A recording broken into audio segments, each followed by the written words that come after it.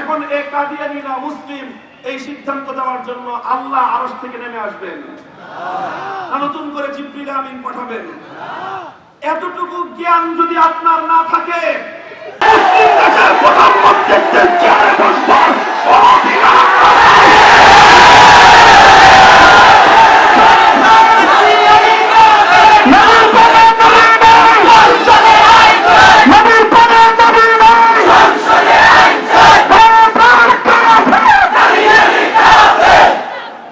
প্রধানমন্ত্রী, দীর্ঘদিন ধরে আমরা কাদিয়ানীদের অমুসলিম ঘোষণার জন্য নিয়মতান্ত্রিক পন্থায় আন্দোলন করে আসছি। আন্দোলন করতে করতে আমাদের খতিব আল্লামা ওবায়দুল হক, জাতীয় মসজিদ বাইতুল মুকাররমের অবিসংবাদিত খতিব, وعلى آله وأصحابه ومن تبعهم ودعا بدعوتهم إلى يوم الدين أما بعد।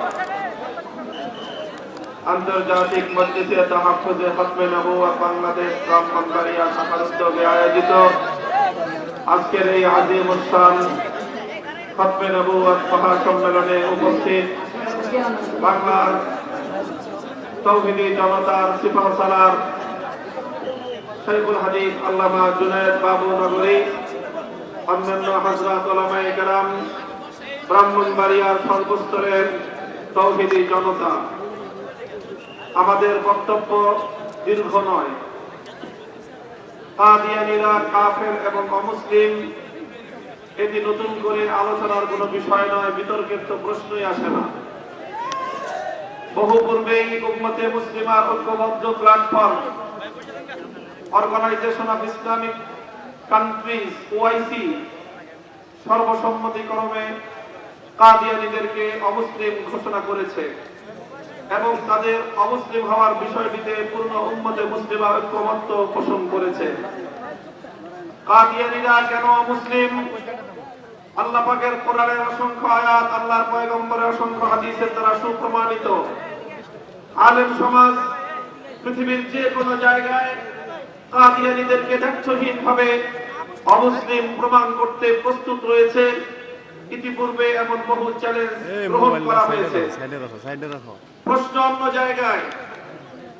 আজ দীর্ঘদিন ধরে এই বাংলাদেশে, যে বাংলাদেশে একটি মুসলিম জাতিসত্তা গঠনের স্বপ্ন নিয়ে 19 শতকের গোড়ার দিকে কলকাতার দাদাবাবুদের খবরদারি থেকে মুক্তি লাভ করেছিল, যে বাংলাদেশ 1947 সালে ব্রিটিশ সাম্রাজ্যবাদের গোলামীর জিঞ্জিরকে ভেঙে খান করেছিল, যে বাংলাদেশ মানুষের প্রভুত্বের খতম করবার জন্য 1971 সালে খান পাঠানদেরকে ছাটাপেটা করে বিদায় করেছিল, সেই বাংলাদেশে একটি স্বাধীন জাতিসত্তা গঠিত হবে, এটাই ছিল আমাদের হাজার বছরের স্বপ্ন।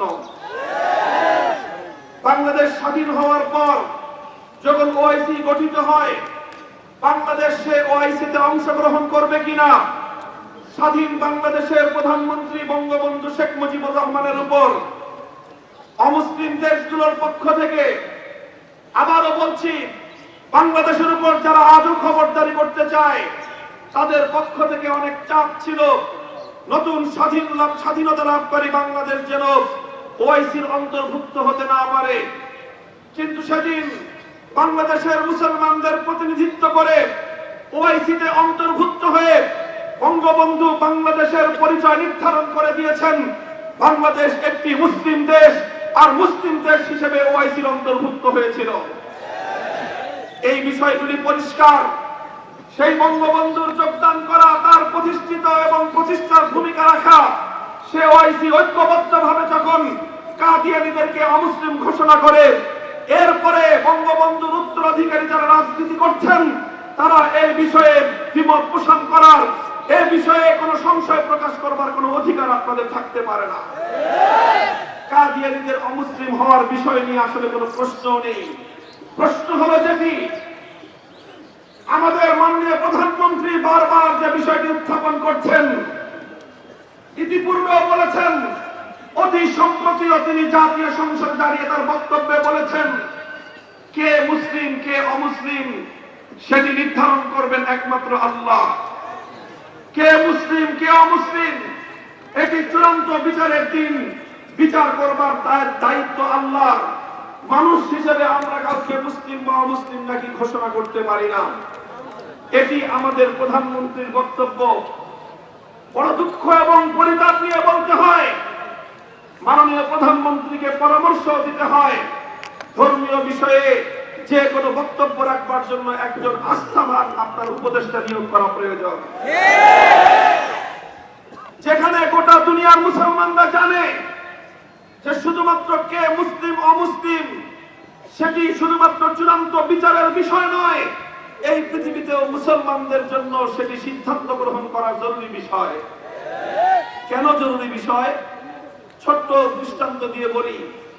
একজন মানুষ যদি মারা যায়, ইন্তেকাল করে, তো সেই মানুষটি যদি মুসলিম হয়ে থাকে তাহলে কোরআন সুন্নাহ মতে, ইসলামী ধর্ম মতে, ইসলাম ধর্ম মতে, ইসলামী শরীয়তের আলোকে সেই মৃত মুসলিমের জানাজা পড়া ফরজ, পুরা উম্মতের উপর ফরজ। ফরজে কিফায়া, কিন্তু পুরা উম্মতের উপর ফরজ। আর যদি মৃত মানুষটি অমুসলিম হয়ে থাকে তাহলে তার জানাজা পড়া স্পষ্ট হারাম। তাহলে যে লোকটি মারা গেল, মৃত ব্যক্তির জানাজা পড়া হবে কি হবে না? যদি মুসলিম হয়ে থাকে জানাজা পড়া ফরজ, যদি অমুসলিম হয়ে থাকে জানাজা পড়া হারাম।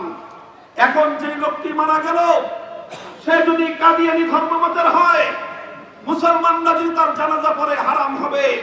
সে যদি মুসলিম ধর্মের অনুসারী হয় তার জানাজা পড়া ফরজ হবে। এখন এই কাদিয়ানী না মুসলিম এই সিদ্ধান্ত দেওয়ার জন্য আল্লাহ আরশ থেকে নেমে আসবেন না নতুন করে জিবরিল আমিন পাঠাবেন? এতটুকু জ্ঞান যদি আপনার না থাকে,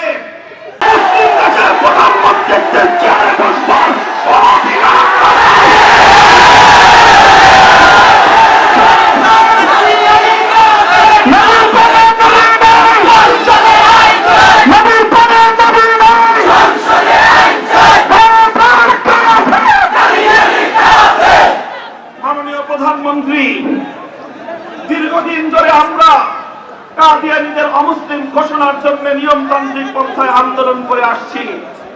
আন্দোলন করতে করতে আমাদের খতিব আল্লামা ওবায়দুল হক, জাতীয় মসজিদ বাইতুল মুকাররমের অবিসংবাদিত খতিব, ইন্তেকাল করে চলে গেছেন। মুফাসসির সাহেব হুজুর ইন্তেকাল করে চলে গেছেন। শাইখুল হাদিস রাহমাতুল্লাহি আলাইহি ইন্তেকাল করে চলে গেছেন।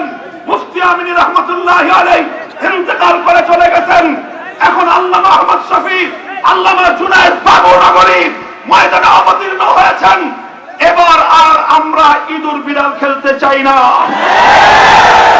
পরিষ্কার বলতে চাই, এবারে কাদিয়ানীদের রাষ্ট্রীয়ভাবে অমুসলিম ঘোষণার দাবি রক্ত প্রাণের বিনিময়ে অর্জন করেই বাড়িতে ফিরব।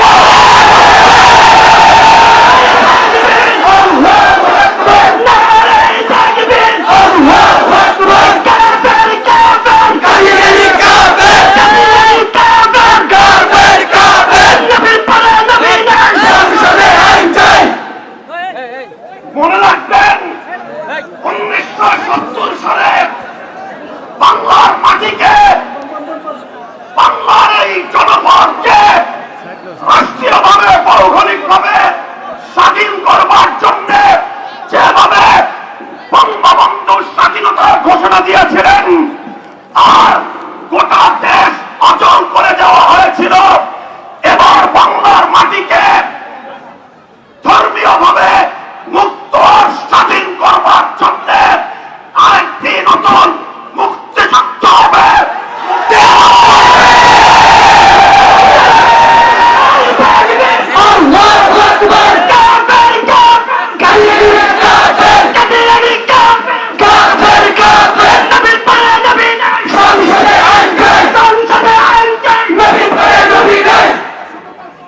আল্লামা আহমদ শফি যিনি হাটহাজারীতে আছেন, আল্লামা জুনায়েদ বাবুনগরী আমাদের মাঝে উপস্থিত হয়েছেন।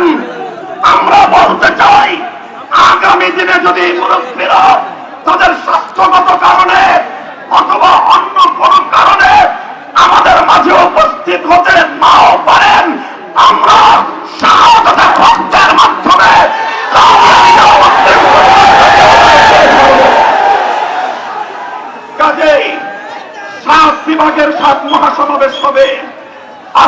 ব্রাহ্মণবাড়িয়ার বীর তৌহিদি জনতার অভূতপূর্ব জাগরণের মধ্য দিয়ে নতুন আন্দোলনের যে সূচনা হলো, 7 বিভাগের মহাসমাবেশের পর আমরা ঢাকায় যাব।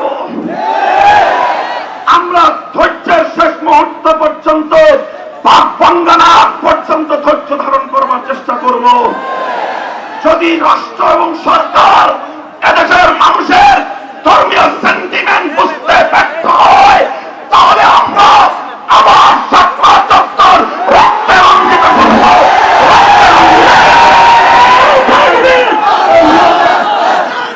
এবার কাদিয়ানীদের রাষ্ট্রীয়ভাবে অমুসলিম ঘোষণা করে ইসলাম ধর্মকে প্রতারকদের হাত থেকে, ধোঁকাবাজদের হাত থেকে রক্ষা করবার জন্য যে আন্দোলন হবে, ইতিপূর্বে ঘোষণা করা হয়েছে, একটি মিনি কিয়ামত কায়েম হবে। বঙ্গভবন রুদ্ধ হয়ে যাবে, সংসদ ভবন ঘেরাও করা হবে, সচিবালয় অচল করে দেওয়া হবে, রাজধানী ঢাকা গোটা দেশ থেকে বিচ্ছিন্ন হয়ে যাবে, কোর্ট কাছারি বন্ধ হয়ে যাবে, সরকারি অফিস আদালত বন্ধ থাকবে, গোটা বাংলাদেশ থমকে দাঁড়াবে। এরপরেও যদি কানে পানি না ঢুকে, তাহলে 1 কোটি বাঙালি রক্তের বিনিময়ে এবারের এই স্বাধীনতার নতুন মুক্তিযুদ্ধে বিজয় নিয়ে বাড়িতে প্রস্তুত থাকবেন তো? আল্লামা বাবুনগরী ডাক দিলে আবার শাপলা চত্বরে যাবেন তো? আল্লামা আহমদ শফি আজম দিলে আবার ঢাকা অবরুদ্ধ করবেন তো? সরকারের পানি ঢোকানোর জন্য, কানে পানি ঢোকানোর জন্য যা করতে হয়, মাথায় কাপড়ের কাপড় পরে গোটা বাংলাদেশ অচল করতে হবে, অচল করতে হবে। আসলুম মিনাল্লাহি ওয়া ফাতহুন করিম।